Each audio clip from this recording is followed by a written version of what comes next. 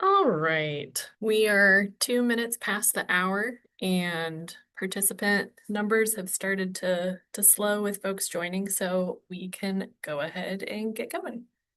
Good morning, everyone. My name's Sarah Davis. I'm with Utilicast and supporting the resource adequacy effort with the RA sponsors and work group. And this is our second workshop. So before we get into the agenda, just wanted to go over just a couple notes. If people would like to be unmuted to make a comment, please raise your hand. I will go ahead and unmute you. We're hoping for a robust discussion with everyone this morning, so please don't hesitate to use that hand raise button. And I think we can go to the next slide, please. All right. So this morning, we just have three agenda topics. The first one is going to be a resource adequacy primer. Then we'll move into foundational principles, and we will spend the bulk of our time this morning talking about a possible governance structure. Before we launch in, I'd like to just introduce our three presenters. Our first is Kerry Alvarez. He is the division manager for resource planning at Turlock Irrigation District. He's going to walk us through an RA primer. Then Trisha Blevins, who is the energy markets department manager also for Turlock, is going to walk us through the foundational principles that were laid out in our program design document that we put out a couple weeks ago. And then finally, both Trisha and Pam Sporborg from Portland General Electric, who is the Senior Director of Transmission Markets, are going to guide us through what a possible governance structure will look like. And with that, I think we can move to the next slide. And Kerry, I'll hand it over to you to give us a little primer on resource adequacy. All right, thank you, Sarah. If we just jump here ahead to the next slide, I think we can get started. So this is going to be a fairly high-level view of kind of what resource adequacy is. We won't get super into the weeds. We could spend weeks on this if we really wanted to argue about things. So the most basic question is, what is resource adequacy? Usually when people use the term, there are two things they're referring to. The first, it's a compliance program. It ensures that you basically are procuring enough resources to meet expected system demand. Oftentimes when it's used, it's also a bilaterally tradable product. So there's a market that exists, and that's as basic as, hey, I'm short in capacity for what I need. My neighbor's long. Maybe I can buy it from them because it's just sitting there for them and they don't plan to use it. An RA compliance program, its goal is to verify that you have the resources there on the system when they're needed to meet what your peak load demand is. The basic calculation is fairly simple. It's, hey, if my load's 100, do I have 100 megawatts of resources available when I hit that peak? And these things are forward-looking for that reason. They determine if we have the adequate resources exist on the system. They don't necessarily say that those resources will run. When you hit that peak, it may be that you have different resources available, maybe one you didn't expect, maybe one you expected was out. It doesn't really care to say, hey, this is what will happen when you hit 100 megawatts. It's saying if it happens and we look at what the supply stack is, are we okay? Next slide here.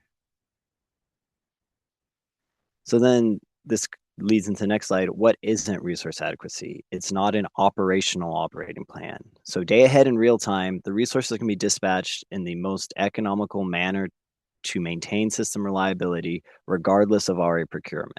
If we said in the forward showing that, hey, we're going to meet our entire obligation with just thermal resources, and then in real time, we're like, hey, we have way more wind than we thought, or a lot more solar, or maybe energy in a different market's way cheaper, so we're importing it.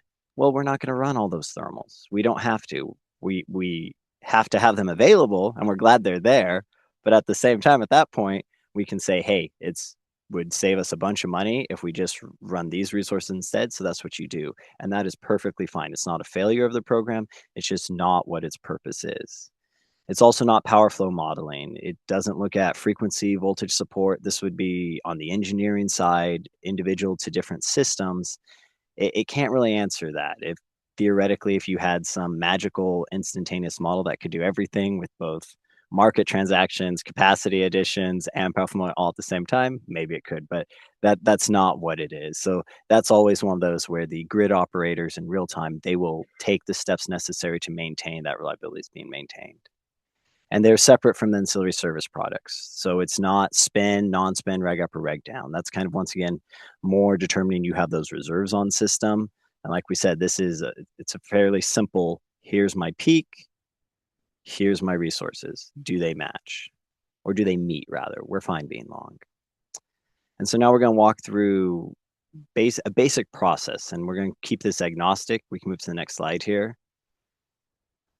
This isn't necessarily specific to any single program. If we want to go into specifics of what the CPUC, the CAISO require, what the RAP program is, what individual, for example, TID, we have our own compliance program. All of those things, they follow kind of these general steps. And we're going to get into them. And the first one is basically load forecast. You have to know what load is expected, what you're planning to. If not, you're kind of like guessing in the dark. Very routine for decades. We've done load forecasts across the industry. They will vary slightly across any counterparty you talk to. I'm sure there'd be slight variations in it. But what we're looking for is that result to say, hey, come July, come August, come December, whichever month, here is what I am forecasting my peak load's going to be either this year, next year, maybe it's 10 years out, right? That's where we have to start with, because we have to know where our base is. Next slide here. We have planning reserve margin. So as you can see there, it says generating capacity above load forecast. And this is accounting for variations in load. What we know is that when we make our forecast, if I do a forecast for next year and I say, hey, July, we're going to have a peak of 1,000 megawatts, I know with almost a certainty it will not be exactly 1,000 megawatts. It may be 1,050. It may be 923. Who knows, right? At the same time, we also don't know exactly what units will be available. We know we will have some outages. We may have a transmission derate. We may have something that comes back sooner than what we think, right? So this is to allow kind of that safety factor for there's an unknown there. We're going to build that in and determine as best we can where are we comfortable with kind of that risk. And kind of the standard that is used across the industry is a loss of load expectation, LOLE, of 1 in 10. So what we do is we simulate multiple years of load, of generation, and what we're going for is 1 day in 10 years where load loss is expected. And it's one of those things at first you're like, wait, we expect load loss. And it's like, well, yes, because could we double the capacity on the system and double the transmission sizes and reduce the risk of ever having outages? Yes, we could. But we also need to balance system reliability with the ratepayer costs. And that ultimately is part of our goal. We know that we will have outages. We know that we have to have some sort of excess safety factor built in there. But at the same time, it's not going to be, I think my load's 1,000, I'm going to go and procure 2,000 megawatts of resources, because at that point, we're going to be stranding a lot of capital and passing on a lot of costs to our ratepayers that we just do not think is worth it. So this is kind of the standard that is used. It's served very well over the last I don't know how many decades exactly, longer than my time in the industry, where this has kind of been the standard here. And for the time being, I think it's one that will continue to be used. You could adjust it. You could say, hey, we want it 1 in 20, so only once every 20 years. You could say, you know what, we're okay 1 in 5, and we're going to pass those savings on. That can be unique to the entity, the program that is running it. And then finally, what we're getting here is a final target. So we took our base load forecast. Now we add a plan reserve margin, maybe 20%, and maybe 15%, maybe 25% for a month. Where if we're at that 1,000, then say we add 15, now we're at 1,150. That now we have a target that we have to procure resources for. The question being, what resources count and how much, which is what we get to on the next slide. So the next step is really determining what the qualifying capacity value of a unit is. So we have to show that we have enough qualifying capacity to meet what we just were talking about with our overall RA requirement. And so what this is we have our units, but we know we can't, it's not reasonable to assume full capacity is always available. So things you have unit outages. So maybe, this unit's always out in April for an annual maintenance. Or maybe, hey, you know, this unit's usually available, but 2% of the time it's derated 20%. We want to account for that. Intermittent resources. We know that whether it's wind or solar, they're not there all the time, right? Solar, it's fairly predictable, but maybe it's some freak cloudy day, right? When maybe, hey, maybe it's overperforming. Maybe it's like right at my peak, it's going 100%. Batteries, they have to charge, right? So at that same time, it's like, once again, what if you have that cloudy day and they can't necessarily charge? How long do we need to count on them? So what capacity of that do we use? Hydro, it's very dependent on the weather. You have your run of river, which you need the water flowing, and storage is very dependent on the water year, right? How much rain did you get or snowpack did you get basically to charge that up for that to be there 3-4 months later when you're hitting your system peak after spring runoff? And transmission lines, we're located in California. Some transmission lines come into the state. Sometimes there's a wildfire, there's a derate. Sometimes it's just an outage. Sometimes it's a car hits a pole type thing. We know it's not fair to say 100% of the time we can import everything on every transmission line. So how do we factor that in? And that's where the qualifying capacity comes in. And there's different methods for it. Uh, Two of the pretty most common ones, you have determining an effective load carrying capability.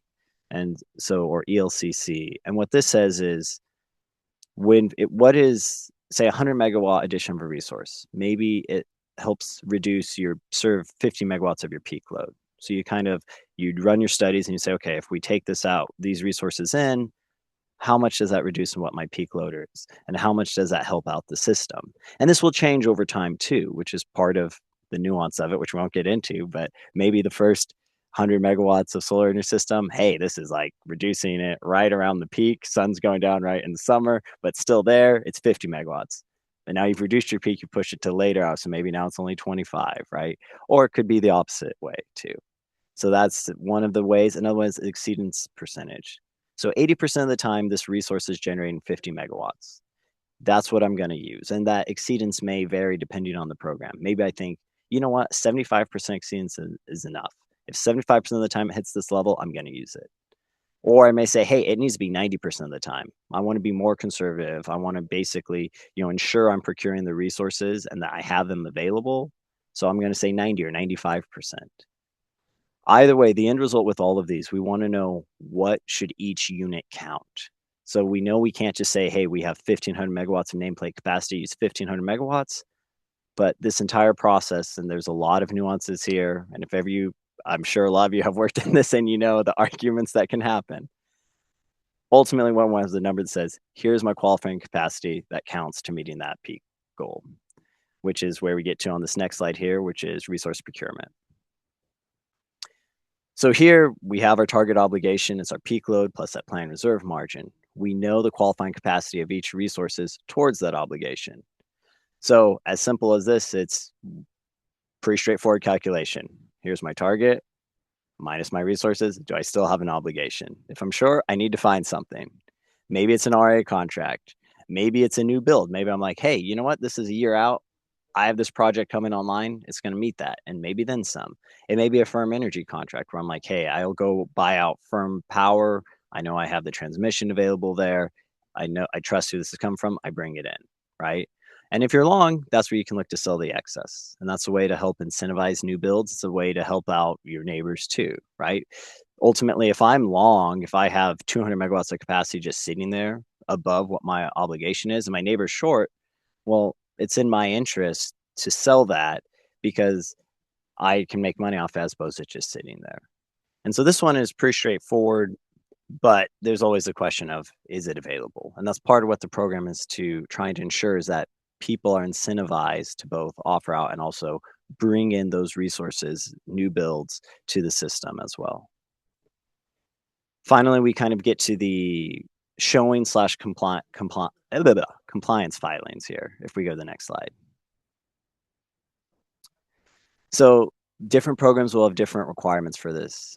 It may be a year ahead thing, it may be a yearly requirement, it may be seasonal, maybe monthly, and it varies when you have to actually file.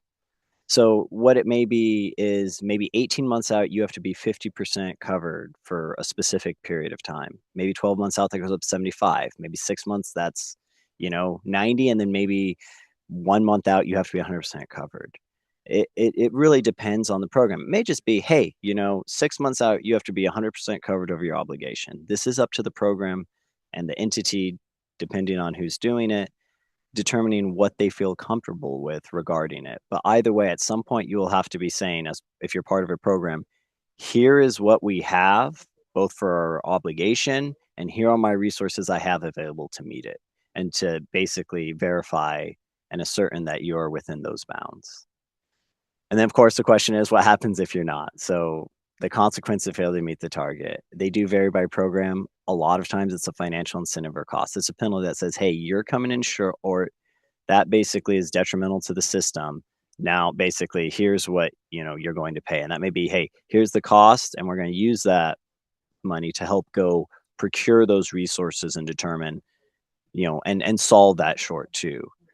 Overall, the goal is to ensure that accountability, which helps ensure reliability, because ultimately this is kind of a reliability program, like we said at the start, making sure those resources are there. So now it's just properly incentivizing people to do it. And obviously, nobody wants any sort of outages. People want to be long capacity or have sufficient capacity to meet system load. So how do we help incentivize that within the program? And next slide, I think we just kind of have a summary here. Overall, the goals, it is pretty straightforward. It's determining you have the sufficient resources to meet that peak demand with that safety factor, which is applying reserve margin. Very straightforward, complex. The design and methodology, they can become very complicated and very nuanced too. And part of the difficulty can be different entities who join together for a program. They may have different strengths or weaknesses or different things that matter to them. It may be geographical differences, maybe portfolio composition differences. It may just be overall risk tolerance. So it's one of those where you can really get into the weeds. This has been a very high level overview. There are multiple programs out there today. They all utilize a very similar approach and methodology comp to what we've gone over here. It's in those nuances that you have those differences. The end purpose is the same. So the structures may be different, the time frames may be different, the incentives may be slightly different. Overall, that end result is to make sure there's resources there. And so that final point there, a well-designed program there, it helps call out when you need that resource procurement to maintain system reliability, while also saying, hey, we know there's a cost to this. We want to balance that. We don't want to just say, everyone short, go out, build everything. It's like, no, let's try to let the market work to our advantage. And that is all I have. So I'll turn it back over to Sarah. All right. Thank you very much, Carrie. And we know that we probably have many folks attending this workshop who are very steeped in resource adequacy and are happy and able to dive into a lot of the technical details, but we wanted to at least provide a high-level overview to just try to level set with everyone. So as we do work through these workshops through this month, we have everyone at least roughly on the same page, so then we can go a couple levels deeper and move into some of the more technical specifications. But for now, we'll still probably keep it a little high level and we'll be moving into the foundational principles. But before we do that, Carrie Bentley, you've got a hand. Let me unmute you. And if you could just, sorry, give me just a moment. If you could state your name and the organization you represent when you do make a comment, that would be wonderful. All right, Carrie, go ahead. Hi, this is Carrie Bentley with the Western Power Trading Forum. I just had a high-level question. A lot of RA programs then get into the how to operationalize the RA. I think, a key piece is making the RA then available to the market.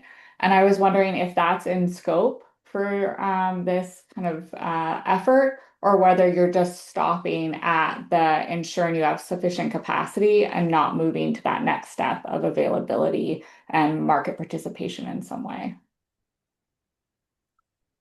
And maybe Pam or Trisha, would you be able to speak to that?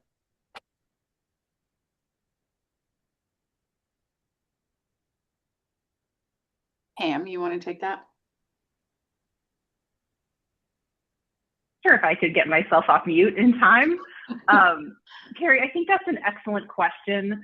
I think we are first trying to look at the structure of the RA program and how that forward showing would work. And then once we have that in place, we can start looking at how we could incorporate it into the energy markets.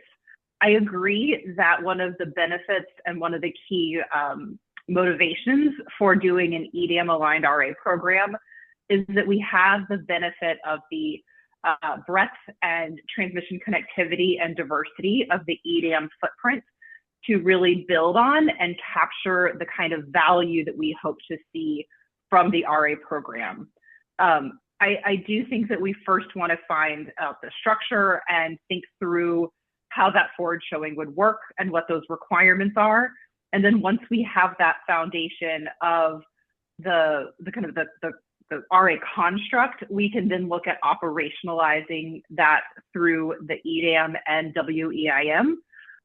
We do have the benefit of having the resource efficiency test being the great equalizer in the EDAM and WEIM markets, meaning that it enables us to look at RA as an incremental voluntary option to enhance market participation, but that is not necessary for market participation. Much like the EDAM is an optional choice for those participating in the WEIM, participating in this RA program would be an optional choice for those participating in either the EDAM or the WEIM. However, given that the EDAM market is about 2 weeks old right now, and congratulations to the PacifiCorp team for their exceptional go live.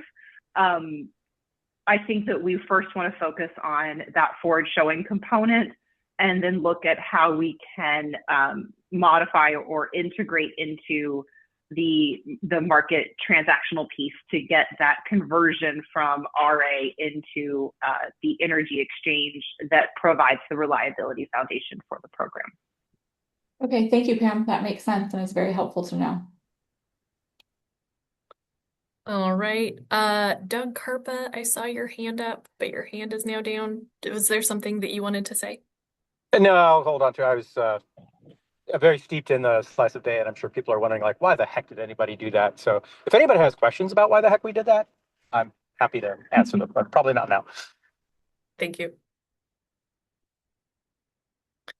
All right, I don't see any more hands. So, as I mentioned a little earlier, we put out a program overview document that had a series of 9 foundational principles.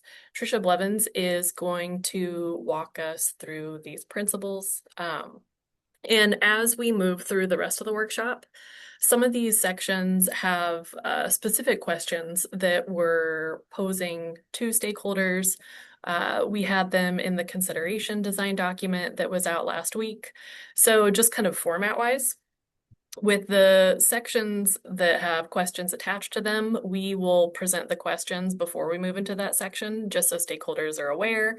And then after we talk through the section, then we will have an opportunity to hopefully discuss those questions with everyone. So format-wise, that is hopefully how the rest of our hour and a half will go. And with that, Trisha, I'll turn it over to you. Good morning. So before we move to the next slide, which has the 9 kind of principles that the RA work group and sponsors have coalesced around, I just want to say, like, these are, things that we thought through, looked at. Definitely, we are open to feedback and further development from the stakeholder group. Is there something we missed? Is there something you would delete? So think through that as I read through these next 9. Next slide. So you can see principle 1, establish a common, transparent capacity counting standard with mechanisms to incentivize adherence to the standard. Really what we're trying to get here is to strike a balance between accountability mechanisms and potential value to participants' customers, right? Again, keeping that ratepayer at front of mind. Number 2, enhance reliability by ensuring that participating entities procure adequate, deliverable capacity capable of supporting both local and system needs. So again, we want confidence that all program participants are securing adequate resources that support reliable operations while still realizing capacity savings.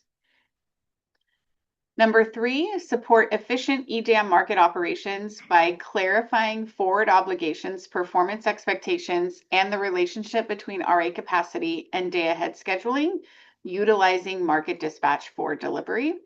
So this clarity really will ensure that resources are consistently available for market use. So that kind of goes to your question, Carrie, of like, is there a way to kind of make sure that we're getting them into the market?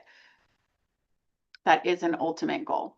Number 4, does not infringe upon or impede other regional RA programs. Our intent is to design a program that does not interfere with or constrain existing RA frameworks. It must be interoperable with other programs and respect state authority over resource adequacy. So trying to balance all of those needs as we move through the design. Number 5, leverage transmission connectivity of the EDAM and WEAM to enable capacity savings for RA program participants and their customers. We really want improved visibility of the strong transmission interconnection between market entities. This should enhance RA program benefits by supporting more efficient and operationally feasible RA planning and execution. 6, minimize administrative burden and costs for participants without sacrificing reliability. We really want to utilize the existing EDAM market operator and systems to minimize program administration costs while achieving program benefits. 7, operate as a voluntary program. I think this speaks for itself. It will not be a pre or co-requisite for EDAM participation. 8, ensure non-discriminatory comparable treatment across similarly situated program participants. We really want to ensure that the program requirements, demonstrations, deficiency treatment, and any backstop procurement mechanisms be governed by objective, transparent criteria applied consistently in order to gain confidence. Number 9, align incentives, penalties, and any backstop mechanisms with cost causation and waivers that address commercial feasibility. Consequences for noncompliance should be predictable and avoid undue exposure for participants facing constraints outside of their control, with provisions to address persistent deficiencies. So again, trying to strike a balance there for penalties and backstop mechanisms. I think now we're going to turn it back to Sarah for an overview of governance. Thank you. And maybe before we move to governance, could we just go back one slide? I just wanted to pause to give people an opportunity. If anyone has any thoughts on what Trisha just went over. John Jenks, let me unmute you. All right, go ahead. Yeah, just a quick question. John Jenks with the Wyoming Energy Authority. On Principle 9, what is meant by commercial feasibility? And Trisha, you're muted.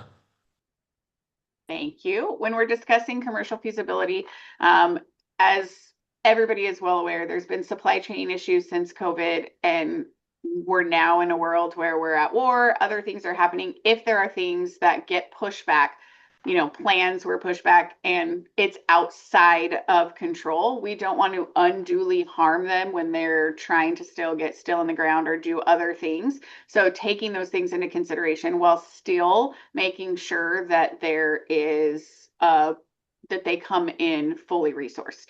So trying to look at those things and find solutions for things that are outside of entities' control.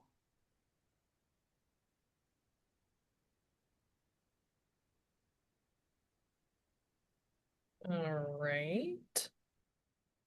Oh, got another hand. Just a moment.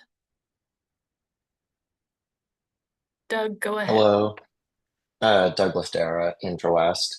When you say operate as a voluntary program, how does that work with accountability? I mean, what would stop someone from just leaving the program the second they have any kind of penalties? So I think there will have to be off-ramp provisions, right? You come in as a voluntary participant, you sign up. There's nothing that says you have to sign up to participate in either EDAM or WEAM, but we would have to consider off-ramp provisions and what timing we would need to make sure that you weren't leaving the rest of the program high and dry, and that you weren't just doing it to get out of any penalties. So we would have to have that discussion. And that's one of the things that as we're going through and discussing, we would need stakeholder input on is what is an appropriate off-ramp if you were to decide to leave the program once you entered.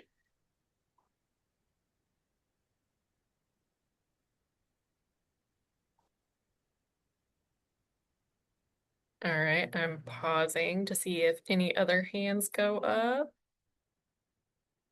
I'm not seeing any. And also too, just to reiterate what Trisha mentioned, we appreciate these comments during the workshop, certainly, but we also have an open comment period between now and June 10th. So we would love to have written comments about, well, anything that we will be covering in the workshops and in the documents that we will put out through the month of May. But just a flag if there are additional thoughts about additions or adjustments that we might consider making to these foundational principles, just want to encourage that stakeholder feedback as well. And with that, we can move to the next slide and we will get into more specifics of governance. And this is really where we're going to focus most of our time with this workshop.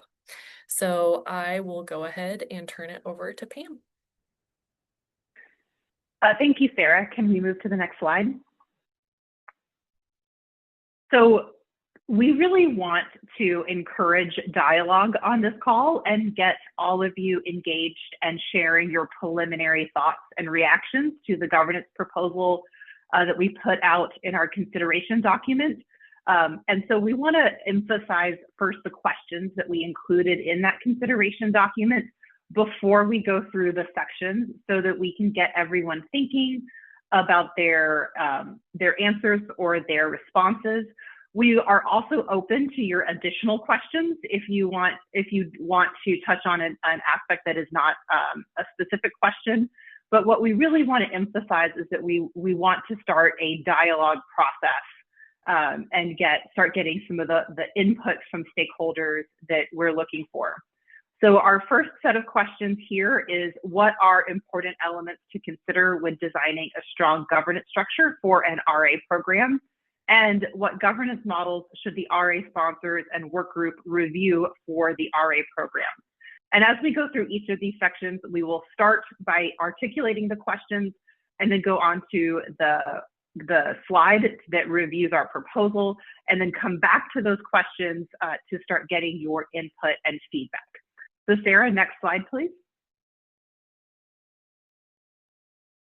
To frame us up here, I first wanted to note that what we want to consider governance as a bookend to this process. I think that it's important to put enough of a structure and a framework before stakeholders at this time, and as really one of our first consideration documents, to ensure that stakeholders start with the concepts of how we plan to propose to govern the RA program. And then we can consider that structure as we move through some of the technical elements so that we understand the initial proposal for the oversight of those technical elements. We recognize that we will need to treat governance again as a bookend and come back to these structures so that we can really consider those structures in light of the technical concepts that we put forward through our next 3 workshops, and make sure that we are providing that integration between governance and the technical proposal so that we can get a holistic understanding of where we are today. So it is one of those challenges around where to start. And so that's why we wanted to start with governance, so that we can treat this as a bookend concept and give stakeholders the runway to think about the governance structure and to have an idea and a concept of the governance structure as we work through the different technical elements, so that overall we can come back to governance and integrate the oversight of the technical elements in our final comments that we receive. We do recognize that the concepts that we are proposing today are potential design options, and that we have found some consensus in our working group around the design options that we are presenting to stakeholders today.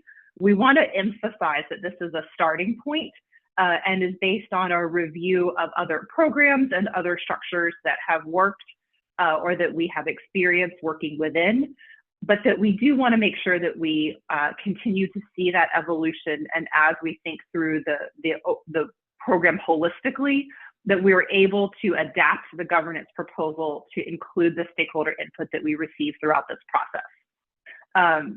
And again, I'll emphasize that the written comments and discussion during these workshops are meant to draw out the areas where we have consensus and support, as well as identify questions that we still need to do more research on or to answer, and to flag those issues that might need continued refinement through the process. Again, we're looking for your feedback today, a dialogue today, and that as we continue to work through our workshop process through the spring, that we will circle back to these concepts to make sure that we are thinking about the governance structure holistically. And with that, I think we'll go to the next slide. And I'll turn it over to Tricia to walk through these components.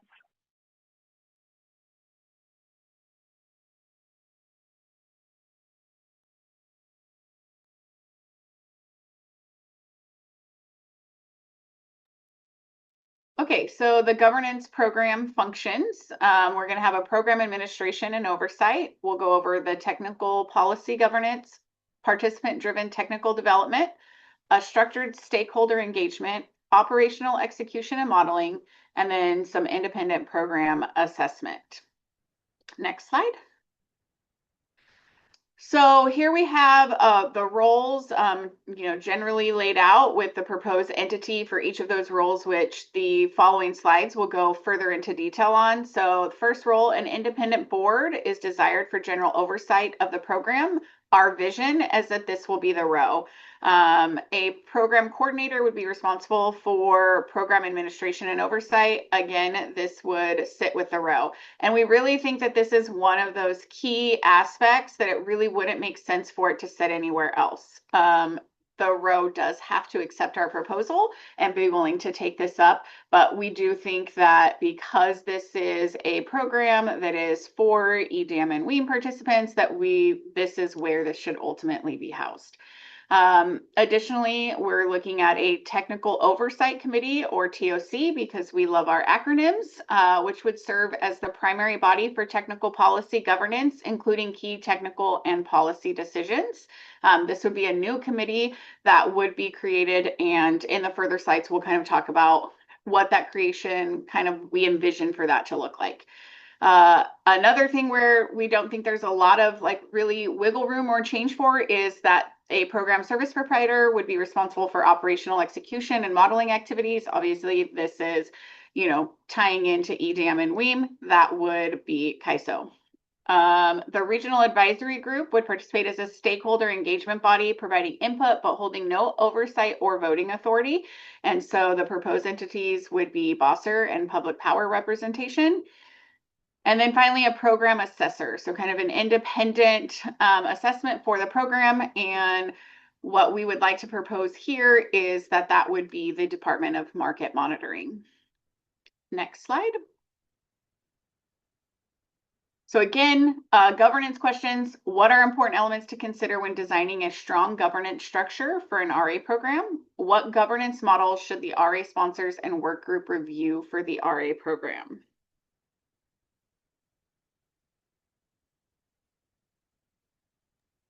Did we want to pause here? And we've got a couple hands. So Eric Little,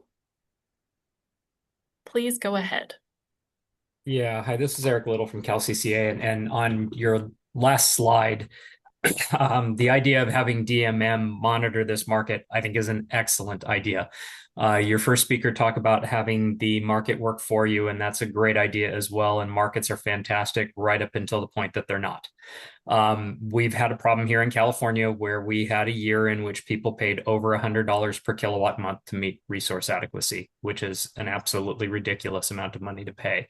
At that point in time, we had recommended that DMM take on the role of monitoring the capacity markets. They did not do that. I think there's probably a couple reasons for that. One, it's not an ISO market. And two, we already had EIM at that point. So if they were monitoring capacity markets and the only beneficiary of that was California, how do you justify the cost being spent by somebody who's really monitoring markets from more than just California entities? If we now have capacity markets for all of us and that capacity market feeds into the operation of the ISO, I think monitoring that is an excellent thing for them to be doing to make sure that there isn't market power. And then the other thing I would add is, to the extent your design has some form of market power mitigation in it, the California Public Utility Commission only has market power mitigation for certain resource adequacy in local constrained areas. It does not have it for the more system-wide, which is partially what led to the problems of $100+ per kilowatt month prices. So I think having mitigation measures in place and having a monitor is an excellent idea, and absolutely encourage you to do that, and we would support it. Thank you. And be sure that when our comment forms are out there, that you get that comment, and any additional nuance you could add there would be great for us to consider. All right, then Max Green, please go ahead. Yeah, thank you. Max Green. I'm here this morning on behalf of Renewable Northwest. I'll probably have some more broader comments on governance structure as we go along, but just to try to sort of respond to these two bullets. I think one thing that has been missing so far and was pretty light in the design document overall is the role for additional stakeholders beyond, the LSEs and the regulators, and we can sort of get into that as we go further along. And I think there'll likely be some discussion of the SRC that is laid out in the Roe foundational documents. But just on that last slide, there were some key sectors I think that I didn't see represented there, including I think public interest organizations, obviously, as I'm here on behalf of Renewable Northwest, would probably want to have a say, and that would play into what I think is stressed multiple places in the documents that this group has put out so far, having to do with trying to develop confidence in the region and buy-in from the folks that show up in different regulatory environments. I think ultimately having a stronger forum for additional voices will be helpful. Generators also don't really seem to be on here, and we've got the state representatives, but not necessarily consumer advocates here.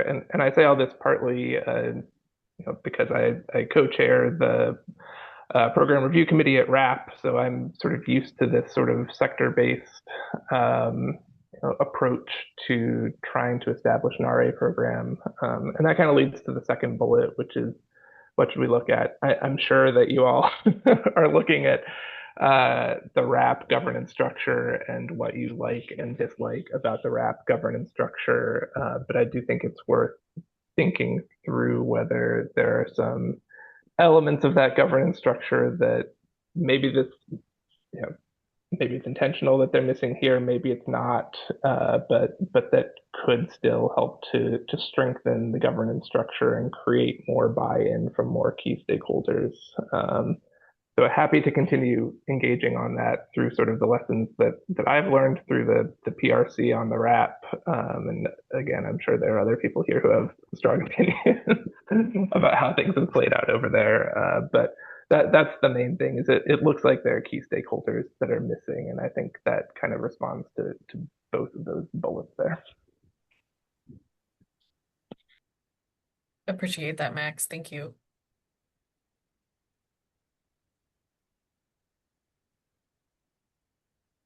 Other comments or feedback?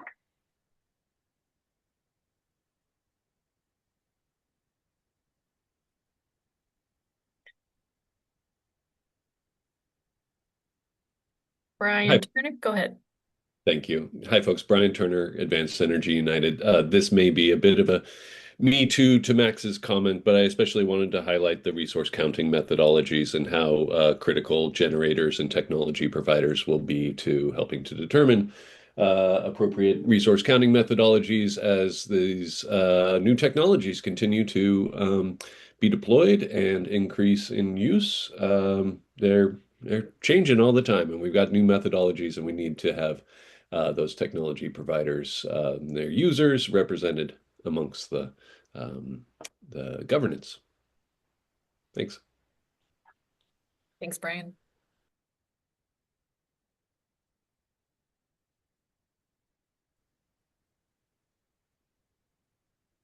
I don't see any other hands, and I am intentionally speaking slowly in case any hands want to creep up.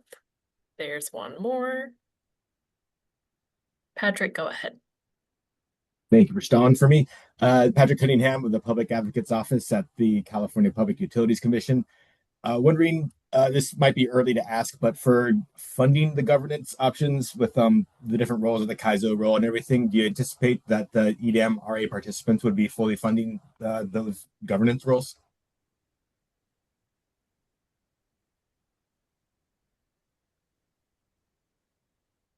Pam or Jim, do you want to take that? Yeah, I do.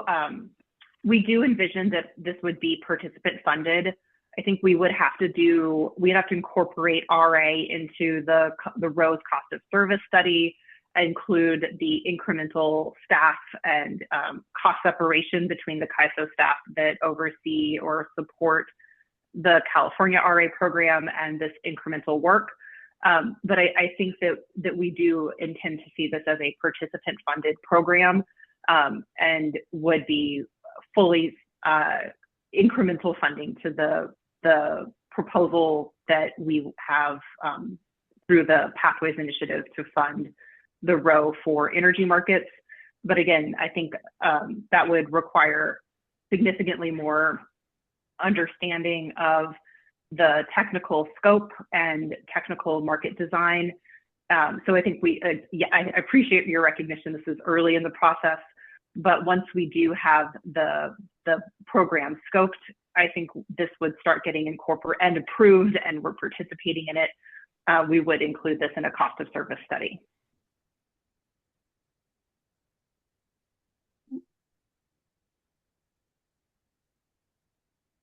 And I think for the work group, as we've gone through this, we're a diverse group, and we've really considered that whatever governance model or structure that we come up with has to really work to balance the needs of all the potential program participants, right? Public versus private, and balance the needs of the various entities. So that kind of gets to, that is something that's at the forefront, to Max and Brian's points as we move forward.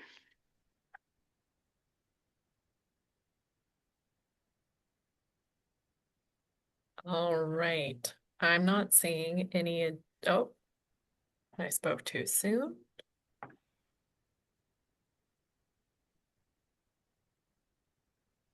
Jesse, I'm trying to unmute you. There you go. Sorry Go about ahead. that. Thanks, Sarah, and thank you for the extra time. I think as I'm listening into this, I'm super grateful for this workshop and the series.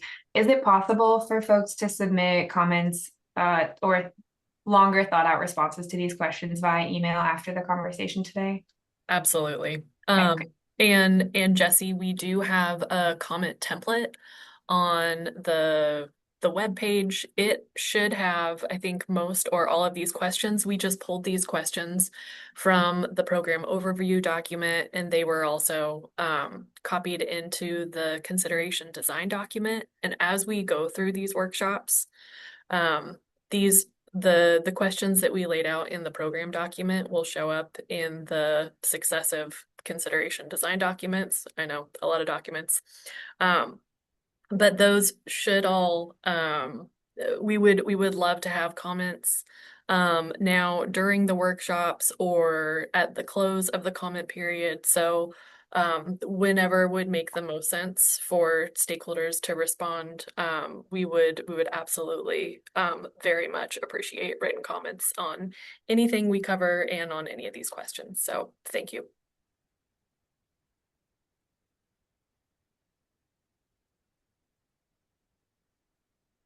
Okay, a little extra pause, but let's go ahead and move to the next section. Also, too, we do have a time block at the end of the material, so if questions do pop up, we can address those later at the end as well. So, Trisha, keep going. Okay, so as we laid out on that original slide, the independent board and program oversight would sit with the row. And we really think that this would offer independent oversight as well as alignment with EDAM governance, resource adequacy, and energy markets, being able to fit all under the same governance structure. Next slide. So if we're looking at this, gives us the opportunity to have both resource adequacy and energy markets under the same governance structure. What would they have responsibility for? Administration of the FERC tariff and associated 205 filing rights, management and oversight of the administrative process, contracting the service provider, in this case CAISO, and ensuring compliance procedures are executed consistently in alignment with program goals and design. Next slide. The Technical Oversight Committee, or the TOC, this would be the newly created committee. We're going to overview the questions for this one, and then there's going to be about 5 slides, and then we'll go back to the questions so you guys have a little bit of time to digest. So next slide. Our questions, as you're thinking through this Technical Oversight Committee, are: 1, what models or approaches should be considered when establishing the membership? 2, what types of voting models should be considered for the Technical Oversight Committee? What models should be considered for oversight of RA business practice manual changes? And finally, what is the appropriate stakeholder model for durable, diverse input about an RA program, and what modifications from the row stakeholder process are appropriate? And I think this really gets to some of the comments we already had, like how do we balance all of those needs? So think through that as we work through what our initial consideration for the TOC would be. Next slide, please. And sorry, right. Trisha, really quick, we've got a hand up. Max, let me unmute you again. Go ahead. Yeah, thank you. I'm happy to hold if you'd rather. I just saw that, there were a bunch of questions on that last slide that seemed to go pretty much to some of my main points I was thinking of making. So just let me know if you'd rather I talk now or later. We will go back to those questions after we kind of go over like what our vision is. And so I think if we do that first, some of them might be answered, and then you can add nuances to anything you didn't think you got an appropriate answer for. Perfect, I'll hold. Okay, we look forward to your feedback. So our Technical Oversight Committee, we're here. It's going to be a central venue for program participants where they can engage on matters and facilitate participant input on technical design, ongoing program administration, compliance approaches, modeling frameworks, and operation considerations. The goal really is a dedicated participant forum and structured venue for program evaluation, consistent methodologies, transparent evaluation of assumptions, ongoing program refinement as system conditions evolve, and in these early stages, really to inform technical standards and implementation. An open issue, something we're still grappling with and considering is it a closed or open meeting structure for the TOC outside of program participants? We haven't yet considered the potential interaction between the TOC and other committees comprising other sectors and stakeholders. So trying to figure out where those nuances are and how it really fits in is still an open issue for us. Next slide. So the attributes of the Technical Oversight Committee, right, would be program participants, because the impacts to them will be the most direct and it will be disproportionate to those who are not in the program. So they're bound by the program and its compliance obligation. The biggest impacts for changes would be to program participants. For the roles, it wouldn't be decisional. We would consider program elements and either support or oppose program changes and share that recommendation to the row board. And then while still deciding what this would look like, TOC meetings would be largely public facing, subject to usual exceptions. Next slide.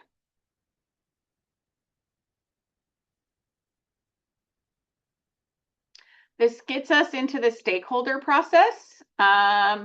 Again, we're still vetting this out, but here's some basic thoughts that we have about what this would look like. So we'd have a row stakeholder representatives committee, the SRC, would feed into the technical oversight committee and vice versa. They would not sit above or below each other, but they would sit side by side. The TOC would hold a particular role as it relates to RA program design.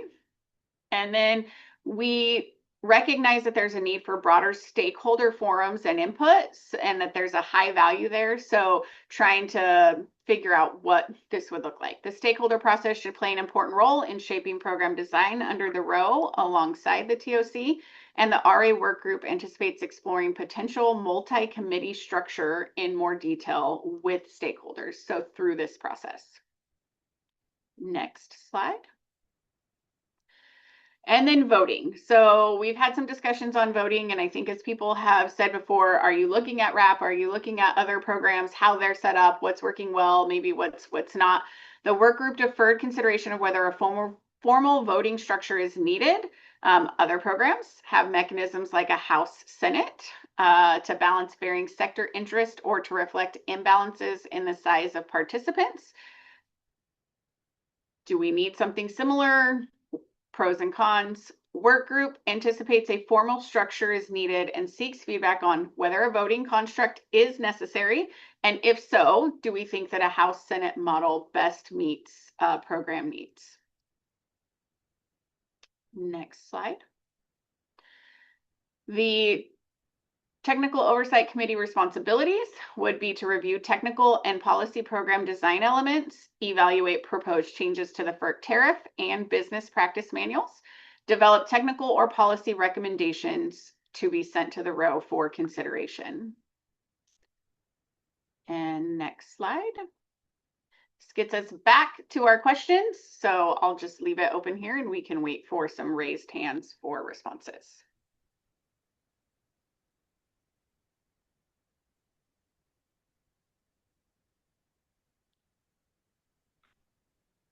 And Max, go ahead.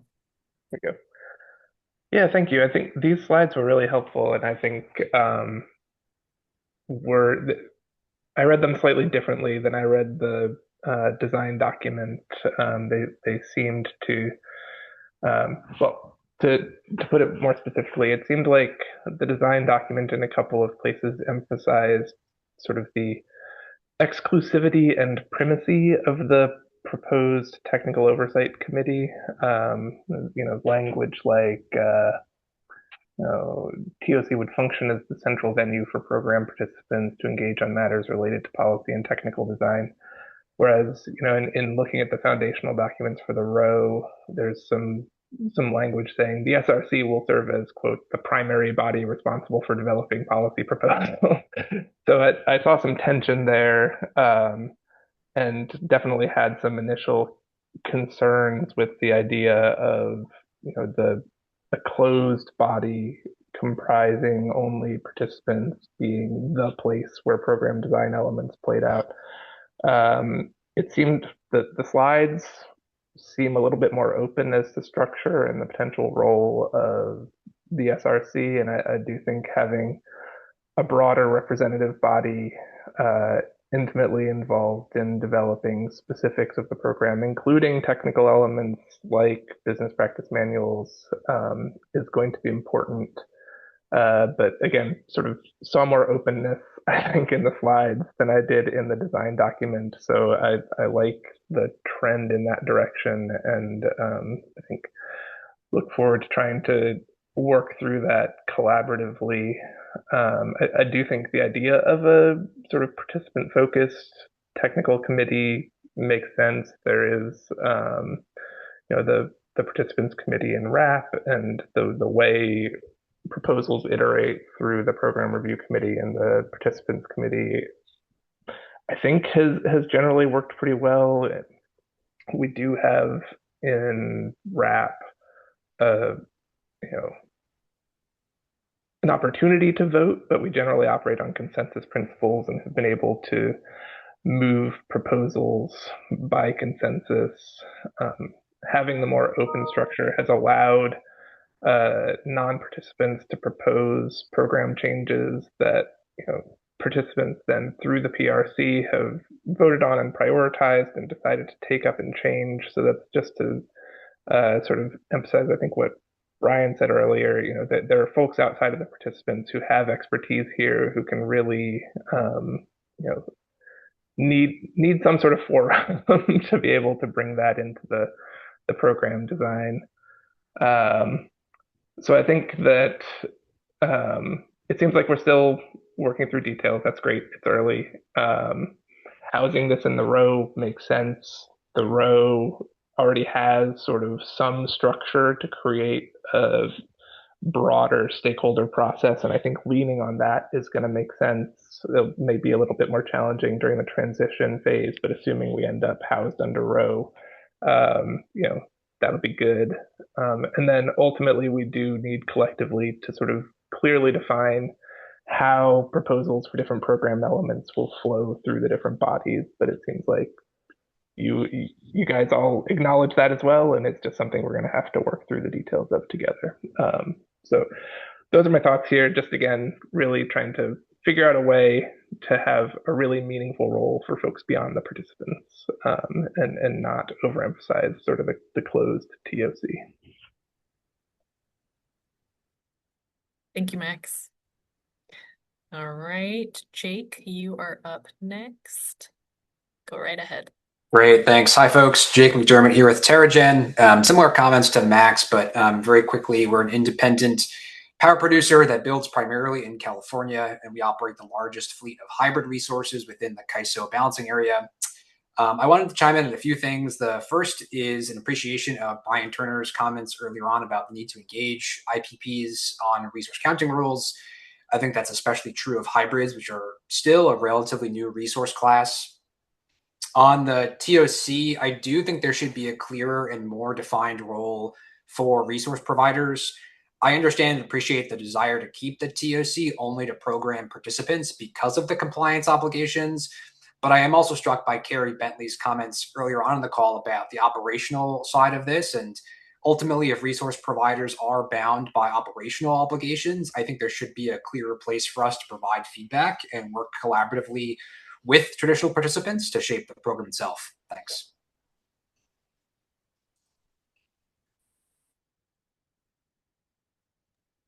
Thanks, Jake. And Carrie, go ahead.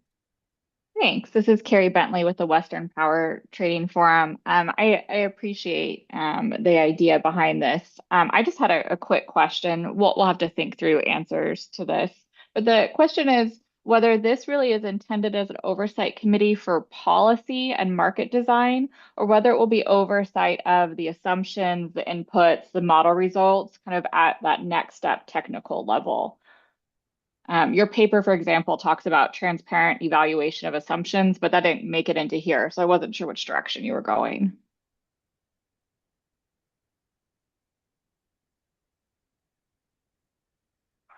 Carrie, I think we're continuing to get feedback on that balance.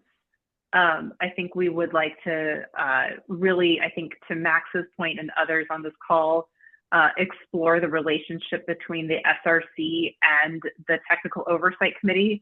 As you point out, I think with RA, there's a lot of necessity to be able to evaluate those input assumptions and some of the finer technical points that are not really that really require that technical engagement and program participation, detailed knowledge.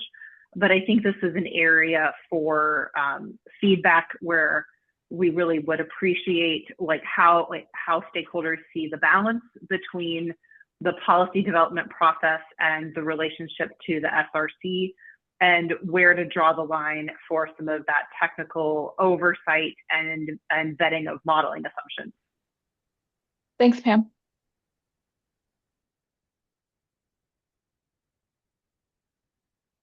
Brian Turner, go ahead.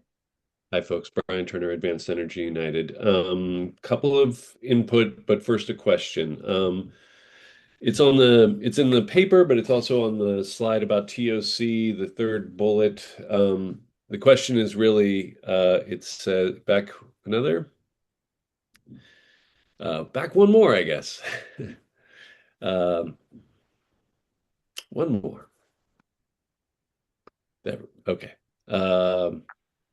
Yes, the second bullet here. Role would not be decisional. It is anticipated that material program elements would come to the TOC for consideration. My question is, where would they come from? What does that mean, would come to the TOC? Who generates these elements or questions or issues, and how? Brian, I think as we work through some of the technical elements, that this component will become more clear. And I think it's a great question. And I think it highlights exactly why governance needs to be a bookend. I think that getting into a issue by issue delineation here would really benefit from us working through the workshops where we focus on some of the technical elements. And then I think we can note your question and circle back to it when we address the second governance bookend. I think there's a lot of complexity here between tariff changes and want to explore that tariff-based role with the SRC, as well as where the business practices would be centered and how the TOC could participate in the business practice portion. But there's also, as Carrie pointed out, a lot of just very technical modeling assumptions and the need to vet some of those as the program evolves, and even just on a binding season by binding season, have some of those modeling nuances vetted and discussed through the technical committee. So I think as we are able to work through all of those different elements, this attribute will become more clear. But I think it's important, and I appreciate your comments so that we can note to circle back on this when we have our second bookend on governance. Okay, thank you. Yeah, I think one general point is that we would benefit from some visuals, right? Some flow charts and how the different committees relate to each other, and that this question of where do issues come from might be one that is amenable to some kind of graphic.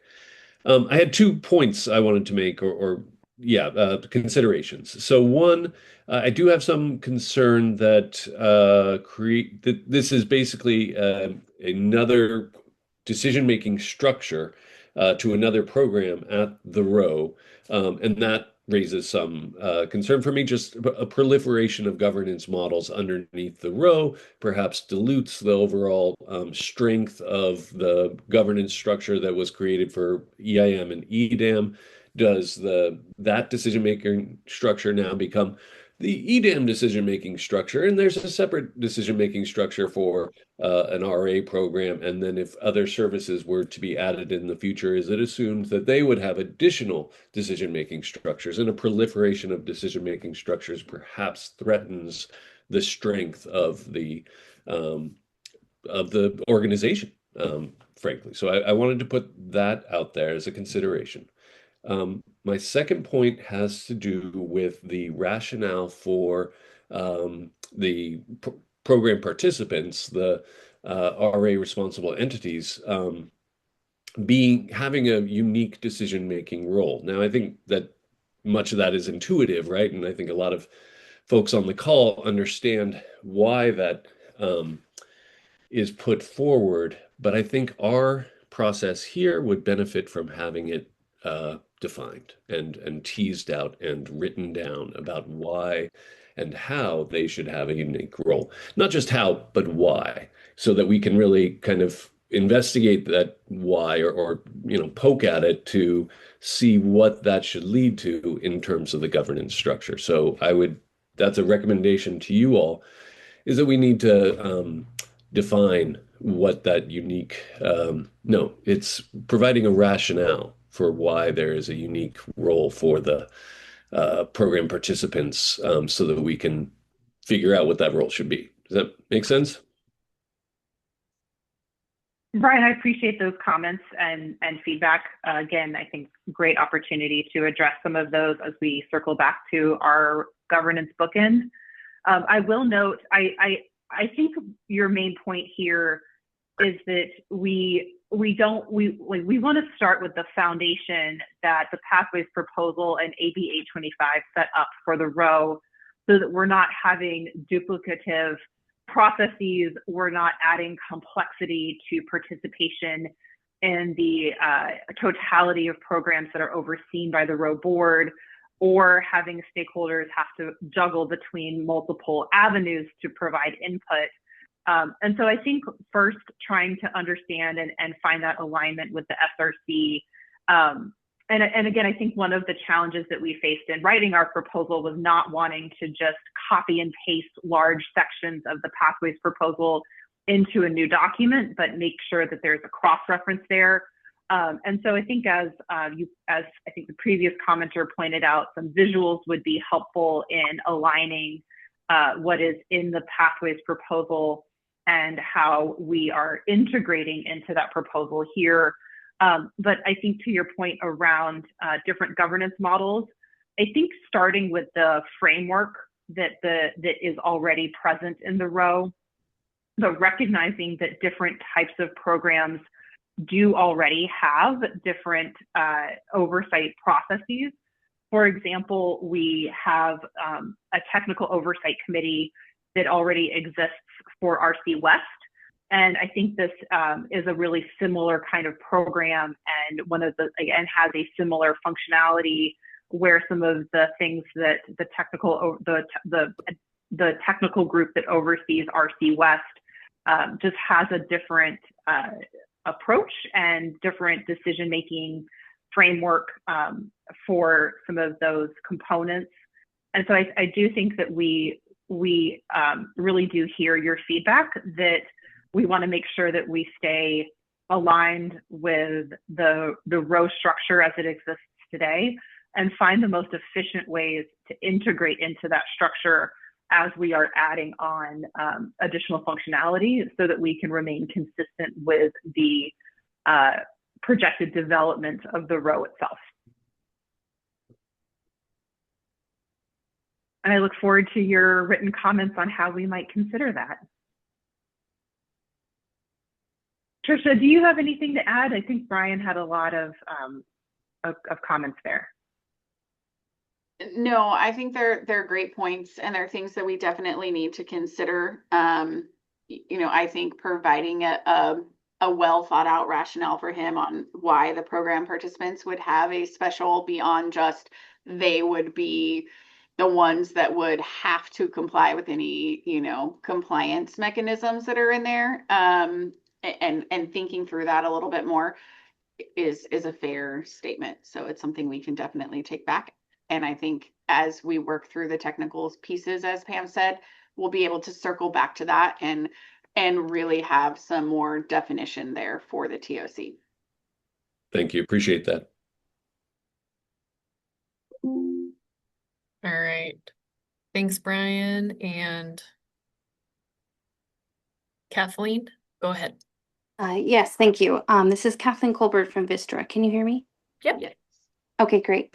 Now just maybe two small pieces of targeted feedback or recommendations. My first would be to very explicitly define program participants. And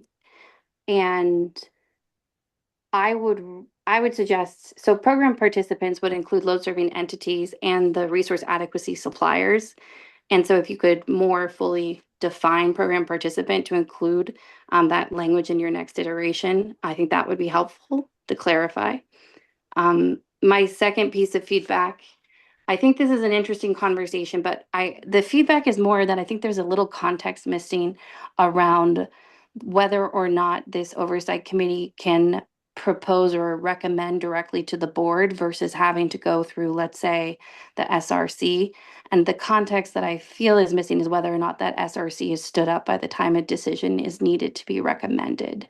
And I'm a little foggy on that, but I think if this group could unpack that, that would be helpful. It does seem like this is a subcommittee. If there was a full stakeholder format fully defined, but if there's a need to move more expeditiously, and that's the reason that we're talking about this committee reporting directly to the board and kind of jumping over what has already been developed, I think that would help to better understand. Thank you.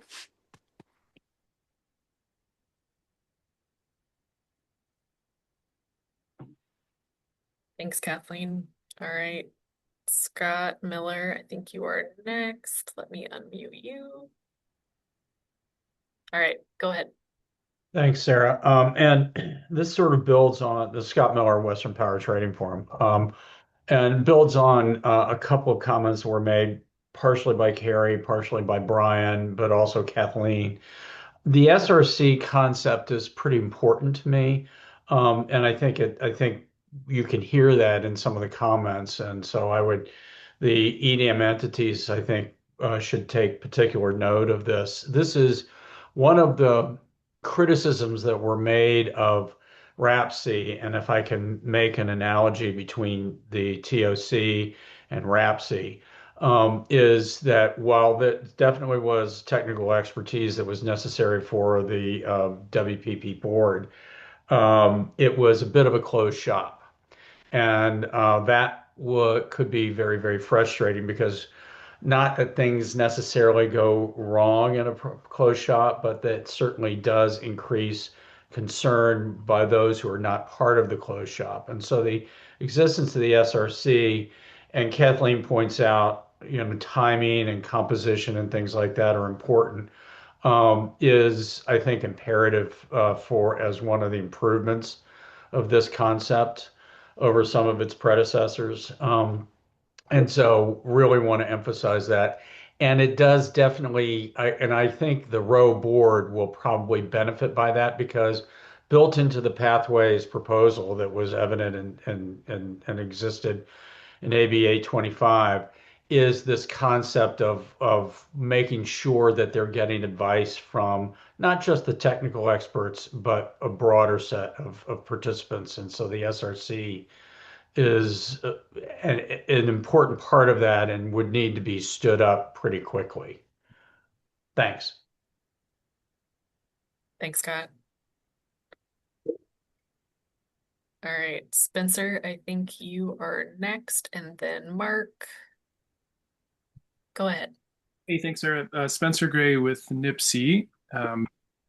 NIPSI has a group of independent power producer members that are also load serving entities in Oregon, where we have a binding resource adequacy program with penalties attached. So in that vein, NIPSI has been involved really just recently in the last couple of weeks with some of the work group work.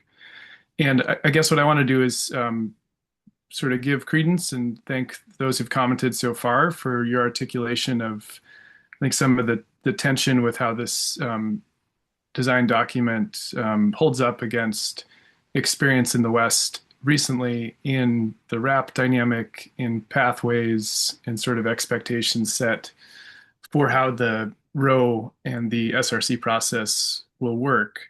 I think for our part, those of us as LSEs or with LSE members, we're going to need to work with many of you on this call to sort out how to situate this potential new RA program if the ROE board accepts running it as proposed here alongside the rest of the ROE's new stakeholder structure.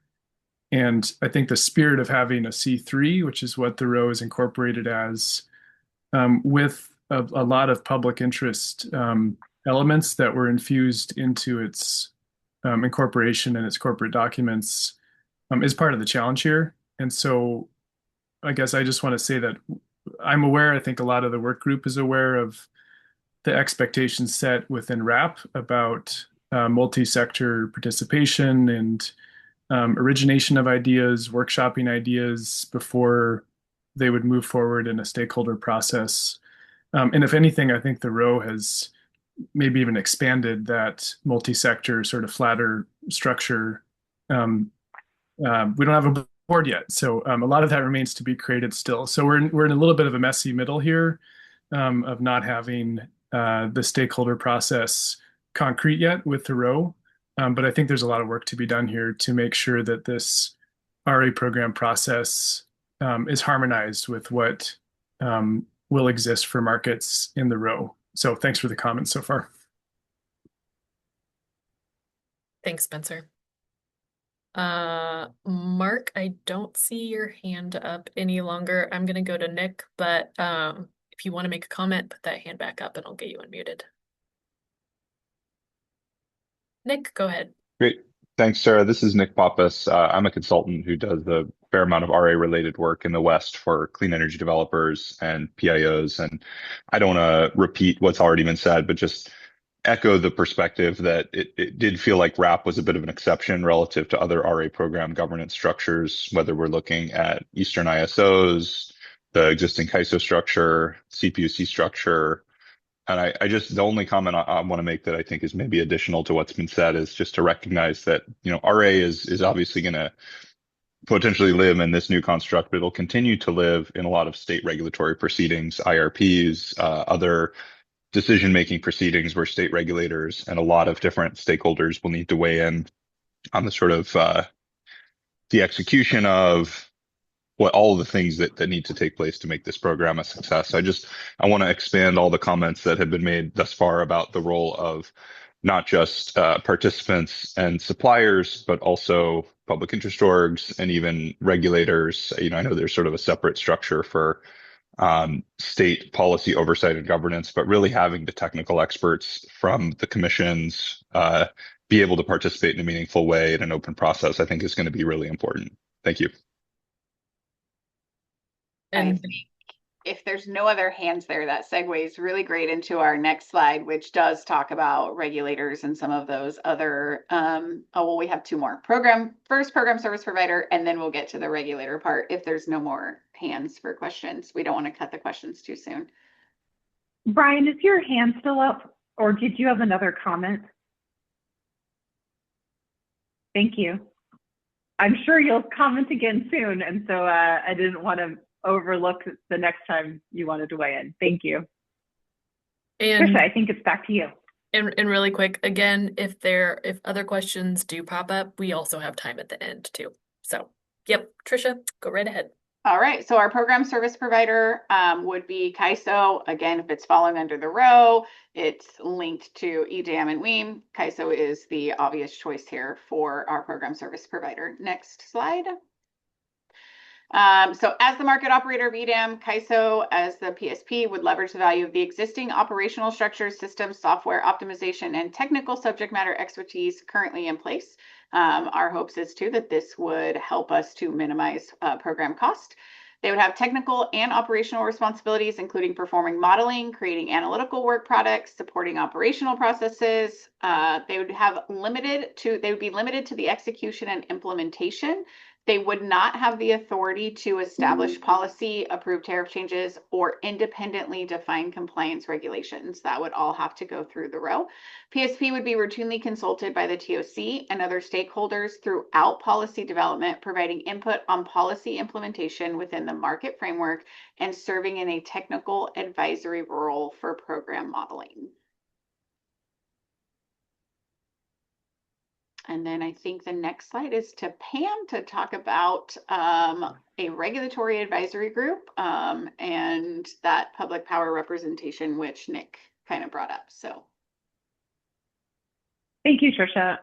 So we have the regulatory, I will be talking about the role of the BOSSR and especially seeking feedback on how we balance that connection between the investor-owned utility and the jurisdictional oversight that state commissions have today regarding resource adequacy for their investor-owned utilities, and how to balance that with our public power presence in this program.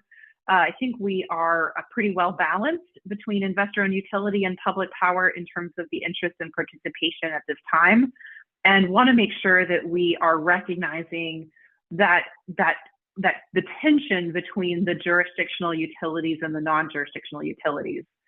I'll walk through our questions, then our initial proposal, and then when we circle back to those questions, I'll first invite Megan Decker and Robin, who are working on resource adequacy on behalf of WEEB and the state commissions, to offer their insights and perspective, and then open it up for additional questions. Next slide, please, Sarah. So the questions that we are framing here is BOSSR's role as contemplated by the ROE stakeholder process appropriate for state oversight of the RA program? And BOSSR currently has 2 public power liaisons that serve in an advisory capacity. What changes to the BOSSR public power representation should be considered specifically for the RA program governance and oversight? And these, I hope, really open up a broad dialogue on this balance, as well as the role of BOSSR in this overall process. Next slide, please. So the body of state regulators is an advisory body providing state and local perspectives and feedback on program design, governance design, and the major policy choices brought forward through the stakeholder process and the technical review process. The BOSSR ensures proposals are informed by the state and local interests and state and local public policy, consistent with the public policy working group under the ROE proposal, and the regulatory consideration, and that regulatory considerations are identified early, and that there's transparency between the implementation of the regional program and impacts to state policies and jurisdiction.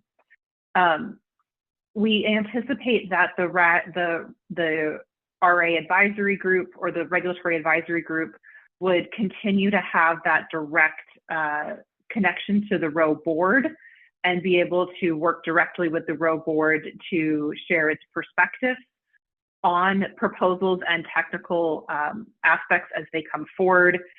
But we at this time are not really, or we have not in our initial proposal considered Section 205 rights for the RAG.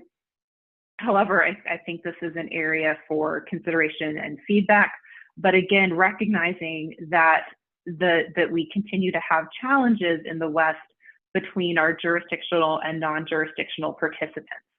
We really do need a lot of feedback on this proposal, as we recognize that resource adequacy is truly a different animal than, or a different construct than the energy markets, and that there are really unique ties for investor-owned utilities to their commissions, and that nexus of oversight around procurement and resource choice. I think this is an area where we really do want to hear from stakeholders broadly and from our commissions we want to make sure that we take the time to give stakeholders the thoughtful input here. I think there are a lot of opportunities to think about the relationship of the BOSSR to the RA oversight really creatively. But we have to balance some of those creative solutions with the benefits of having common planning standards that cover all market participants. For example, it would be very easy to say something like the BOSSR sets the planning reserve margin for the investor-owned utilities, and the local regulatory authority sets the PRM for the publicly owned utilities or the non-jurisdictional utilities. But then the program does not benefit from that common planning standard, and you introduce the potential friction or accusations of leaning into the overall program design. So I think we have to think very carefully about this balance and try to find the right balance between state oversight and the important nexus in a confirmed and common planning approach that is necessary for smooth regulatory processes with investor-owned utilities and their state commissions, but balancing that between the independence and the local oversight that governs our public power participants. So with that, I think we can go to the question slide, and I see Robin has already come on video, and so I'll first turn it over to Robin and then see if we have any other of our state commissioners or their representatives who would like to chime in first, and then go to public comment. Robin. Thank you, Pam. I'll just say that states have begun to discuss these issues. WEEB has brought together a small group to follow along with this process and provide feedback. However, it's a bit early for states to really come to a decision on what their role should be, given that a lot of the details of this program are still being worked out. Even though it's voluntary, a voluntary program can still have steep penalties, and it could have steep costs for exiting as well. As we heard earlier, the off-ramp has not really been fleshed out yet. So we'll need to know a lot of those details before we can figure out what is a sufficient role for the states in this process. I will say we would like to keep everything on the table at this point, including voting and 205 filing rights. We will continue to work with public power to determine what an appropriate balance might be. However, as it is now, presumably public power would also be on the talk and have voting through there, whereas states would not.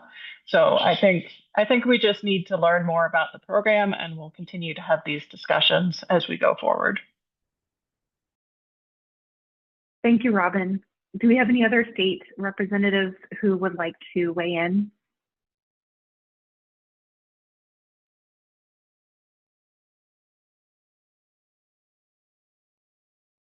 Please feel free to continue to, okay, Heather. Okay, can you hear me? Yes. Hi, Heather from the Washington UTC. I follow along in support of our chair, Brian Rybaric, who's on the COSR, and Commissioner Dumit, who's on the BOSSR.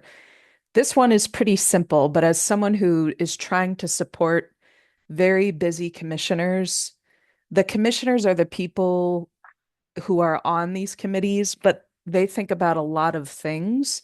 And it's staffers who they often ask to follow up with specific deliverables, but we aren't really in the room where the conversations happen.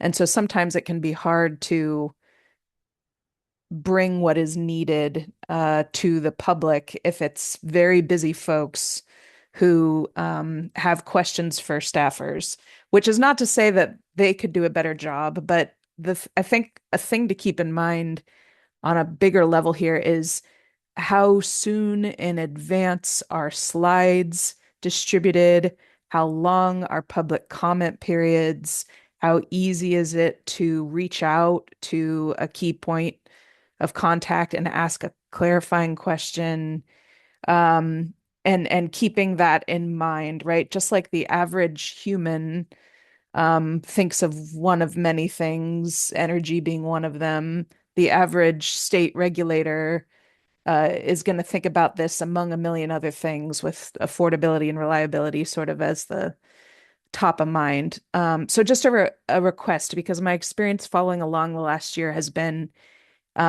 it's tough to be proactive in providing feedback when it's sort of assumed that everyone is in the room and has a common vocabulary when we don't. Thank you. Heather, I appreciate that feedback. I think you're highlighting one of the particular challenges that we talked about on our initial stakeholder meeting, where we're doing this with Sarah's support, and otherwise we're a group of volunteer folks who are holding the pen on top of our day jobs. And so I appreciate that we're trying to balance getting materials out quickly and providing sufficient time to review them, with just the fact that we don't have dedicated staff to develop those materials. We are extending the comment period through June 10th. So I hope that we are getting the information out with enough time to digest it holistically before taking comments. But we also would be happy to have a conversation with you or with anyone else on this call directly. And we do have the public webpage, the Row Energy, the landing page for resource adequacy, which I will drop in the chat. And that has the contact information on it, and would be happy to be, and I think if you reach out to that email goes to Sarah, and then based on your question, Sarah can help make sure that we get a group together to answer your questions based on which subject matter experts would be the best to engage with. But again, I think we would be happy to talk to you about any questions that you might have, and I think we're going through something really similar in the challenge to develop and produce these materials too. So happy to help you digest them.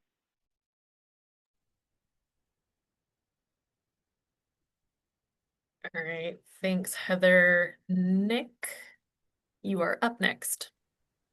Hi, thanks very much. This is Nick Pappas. I wanted to ask a question about the public power. Am I right in understanding that all of the public power participants are California entities, at least as currently envisioned?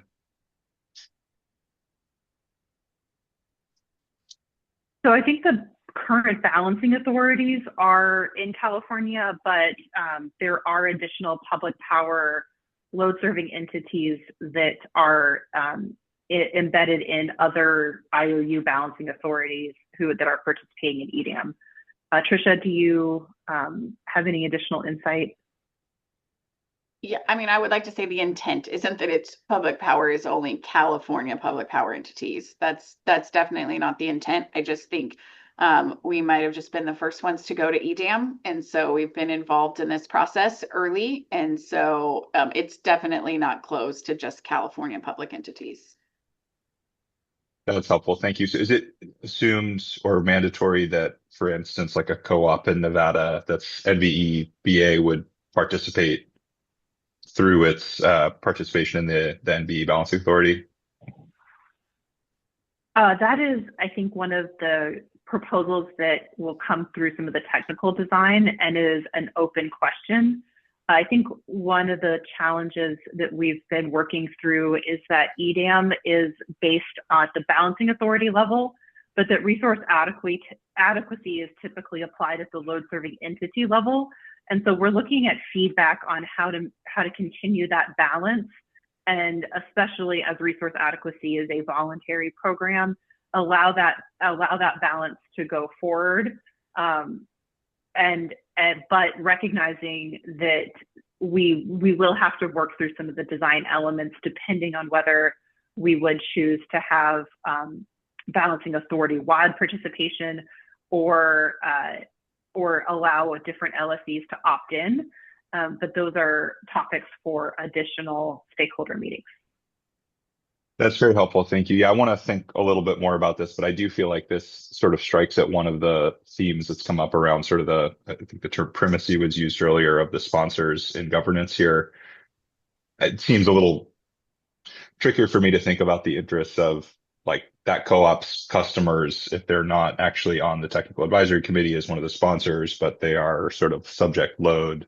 Anyway, it's a longer thread to go down, but I think it just sort of one of several themes coming up to me that makes this sort of primacy of the utility governance, secondary governance through the state regulators, and then sort of unclear input from the public, striking me as an issue that needs some more discussion. Thank you.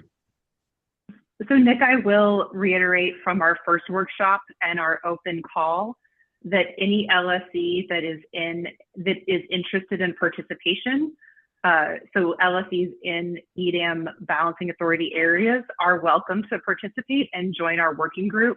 For example, as Spencer noted, he has members who are load serving entities in the Portland General Balancing Authority area. They are direct access providers under the Oregon Direct Access legislation.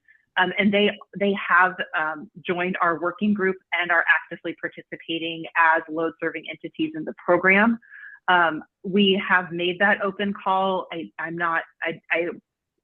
Others are, if they are interested, are able to join our working groups, but we are open to load serving entities who would like to participate in this group. I think we do have some load serving entities who are participating through their balancing authority. For example, Bank is participating and has many load serving entities that comprise the bank.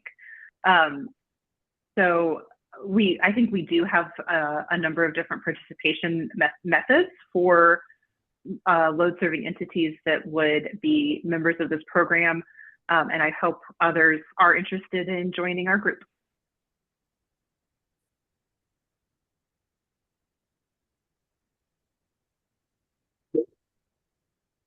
All right. Oh, Nick, sorry, let me unmute you again. Oh, thanks, sir. I jump back in the queue. Maybe I'll let others go and then come back on this theme. I don't want to go down a long rabbit hole here if Okay. others want to jump in. Okay, thanks. Perry, go ahead, please. Hey, this is Perry Servideo, GDS Associates. I had a question. Pam, I'm not sure it's for you particularly, so you all can take the question as you will, but on this discussion of the balancing authority role versus say like an LSE or LRE, to me that's always kind of a confusing distinction to try to make in RA markets.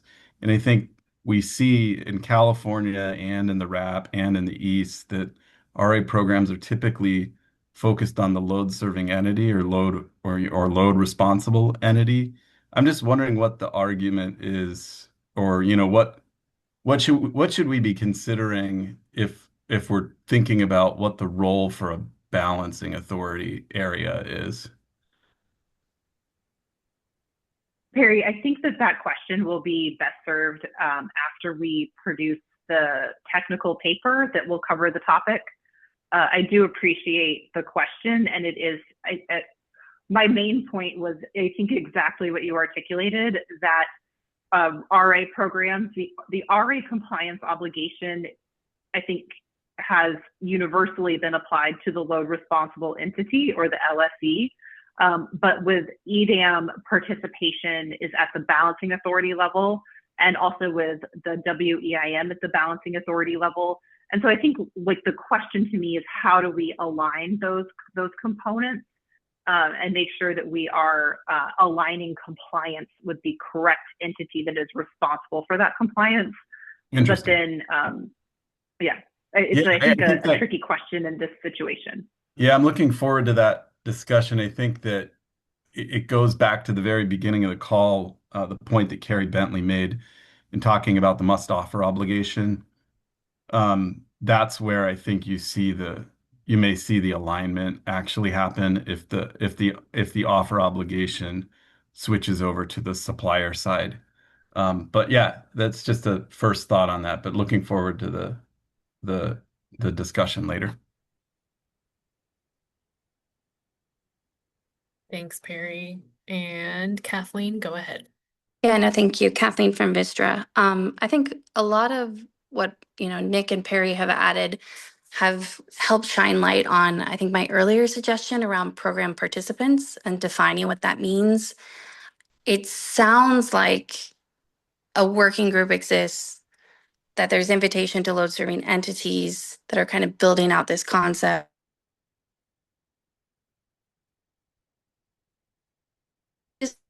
That would be participating in an RA program. And while I agree that outside of a centrally cleared RA program, like other markets have, under a bilateral construct, there is the load serving entity that holds the compliance obligation to procure to meet their share of a planning reserve margin. However, the resources that are contracted and then have an associated compliance obligation, performance compliance obligation. And I did appreciate Pam saying, that's the second step. You're going to start with how do you set up the requirements and how do you enforce those requirements for the forward showings. But that doesn't actually preclude that when a resources obligations, regardless of whether or not and how they get administered through. Really important that the resources that will be subject to compliance are also included. So just strongly encourage this group as the next step to define what program participants are as load serving entities. Make sure that all of the entities that are impacted by compliance are. Kathleen, I think you were cutting out a little bit. I think we got the gist of it. But if you want to add anything else, raise your hand back up and we'll unmute you again. All right, Nick, you are probably going to be our final question because we've got just a little more content to cover that we want to make sure we get through, but go ahead. Great. Thanks a lot, Sarah. I think Kathleen was saying a lot of what I was thinking, but I was losing some of the things she was saying. But I just want to call out, I think I'm looking around at the ISO and sort of other precedents for governance. And I think I would just maybe as a question, try to understand, are there any other outside of RAP, are there any other precedents to look at where there is this sort of primacy of the utility participants as opposed to other stakeholders? I'm having trouble finding that. Certainly CAISO, PJM, ISO New England, MISO, they all have, membership or like the Resource Adequacy Subcommittee at MISO or NEPOOL, that there is not any kind of, most favored participant status for the utilities. And I guess I would just be interested in understanding whether there's any precedent that we could point to suggest that that's, a best practice or a best path going forward. I know there is going to be, if I'm understanding correctly, sort of a step for regulators to approve. But, when you're baking a loaf of bread, it matters a lot what you put into the mix. Whether the regulators decide to put it in the oven doesn't give regulators or other stakeholders a lot of opportunity to, meaningfully engage with what's in the recipe up front. So, these processes are really important. There's a lot of pressure to keep things moving forward. I think it's really important that the table is set with the range of participants at the outset with sort of equal status in the design of this program, which has, huge implications across both market participants and public interest groups. Thanks. Thanks, Nick. All right, for the sake of time, let's go ahead and move to the next section.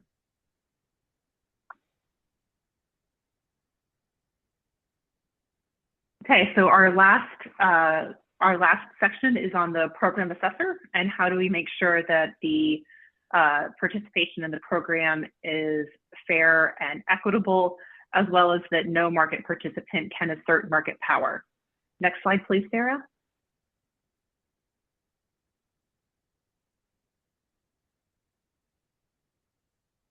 So our question here is, how should the RA program approach oversight to prevent market manipulation? And on the next slide, we'll talk about our options. So we have identified the need for independent evaluation and assessment of the program, but we are really seeking feedback and input on how we might fill this role and the scope and oversight of this role. So for example, today, the CAISO Department of Market Monitoring is the third-party evaluator for the CAISO program. Even though they are an internal market monitor, they are fully independent from CAISO management and oversight. They do have an oversight committee that reports to the joint CAISO board and WIM governing body, which will transition to the RO. And they provide monitoring and oversight for the EDAM and WEIM. Additionally, DMM currently has access to the relevant participant data and would support evaluations of market power and compliance with any type of obligation for bidding and participation in the energy markets that would potentially be tied to the RA framework. But we're looking for feedback on the scope of this independent oversight, recognizing that there are additional components to the RO framework, including the independent evaluator that reports directly to the board, as well as the market surveillance committee. But we really do think that the program needs to have independent program design, implementation, and consistency with program policy, and that at this time DMM seems to be a good nexus for this role, but are open to stakeholder input on getting program oversight correct. I think one concern that we have is, as we talk through some of the technical elements, and if there are any components of the program, I think we have to separate out the primary bilateral nature and kind of that state overseen or local regulatory authority overseen nature of resource procurement, but that there are considerations around tools that we could incorporate into the design that would help make the program whole, help match up any excess within the program with any deficits so that the program can go into a binding season whole, and how to make sure that those transactions or those policies would be conducted without creating market power, and that there would be just and reasonable pricing through any components that the program might include in some of the design elements that we will talk about in our next few workshops. And so market monitoring and oversight is, I think, an important component of the program so that participants have confidence in the program itself and in the program's ability to produce just and reasonable outcomes. So with that, we can turn to questions.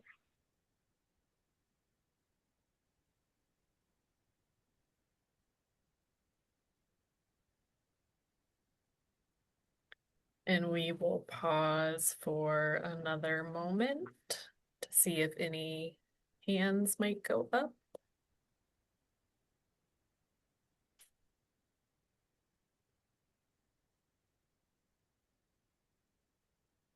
Carrie, I'm trying to unmute you.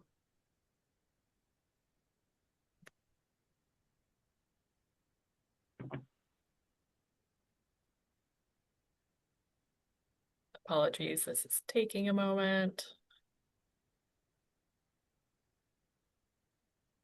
There we go. Hi, this is Carrie Bentley with the Western Power Trading Forum. This probably is obvious to people who participated in RAP, but I wasn't as involved.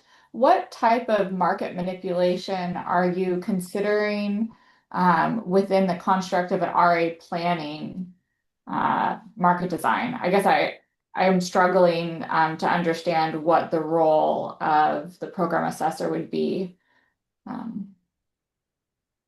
Carrie, I think I think this is, as our bullets were very open and seeking around feedback. Some concerns that I've heard are, so for example, if we have a program assessment and then a notice of a cure period. If there's an entity that has a compliance obligation or a cure obligation, that it would signal to anyone with excess capacity that someone was going into their RA program short, and would there be an opportunity to extract higher prices because of that knowledge? How would we prevent something like that from happening? We're also looking at whether there's a potential, so in the program, so one of the things that we would be looking for the program to do is enable the program to start the compliance season with the program being whole.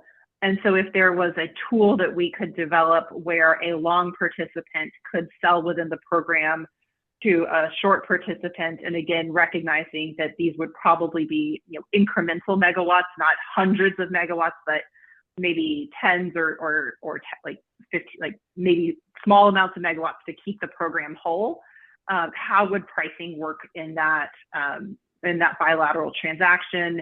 Again, understanding that as we go through these cure periods, that just the fact that there is a utility or a load serving entity that is in a RA program that is seeking additional capacity during a cure period opens up the potential for others to kind of price accordingly. And so I think we're looking at how to make sure that in those time periods, we are seeing transactions that remain just and reasonable and provide a fair value for the capacity that is being contracted for. And also making sure that, you know, as the region gets tighter and tighter, that we continue to make sure that we're not seeing undue market power from those utilities that may, or those, not utilities, but generation owners that may have excess capacity. But again, I think there's value in putting this question forward. And I think it's clear from your question that why this slide is probably the most open of our slides and the most seeking additional input here, so that we can consider how to provide that kind of transparency so that there's confidence in the bilateral transaction prices that may come out to support the program's ability to stay whole overall. Thanks, Pam. That's very helpful. You know, I think our bilateral RA markets are unique in that structurally, at one point in time, there's almost always supply side market power or actually buyer side market power. And that's just structural because you're always trying to build just enough megawatts to meet a requirement. And whenever you are intending structurally to have a target that close, you do end up with buy side or sell side market power, which is not something that DMM typically handles, right? They stay out of bilateral RA markets. So observe that DMM's power comes from the tariff, and then ultimately they make FERC referrals. So I think maybe a good interim question to ask is not who should be the program assessor, but what needs to be put in place to even be assessed, and how would FERC oversight work with that? And then from there, you could have someone who comes in, and it could be a DMM, it could be someone else, it could be someone in row. But I think that might be an interim question that needs to be asked before you pick a program assessor. Thanks. Thank you, Carrie. I appreciate your feedback there. All right. We are just at the top of the hour, so let's move to the next slide and we will wrap up. This quickly has an overview of our spring schedule. We have 3 more additional workshops, one on Tuesday, May 19th, the next one Thursday of that week, May 21st, and then that following Tuesday, May 26th. We can go to the next slide. Then where to find materials. So Pam posted it in the chat, but please take a look at the website. All of the materials are posted there. This meeting is being recorded. The slides and the meeting recording should be up probably tomorrow. I don't know if we'll be able to get them up this afternoon.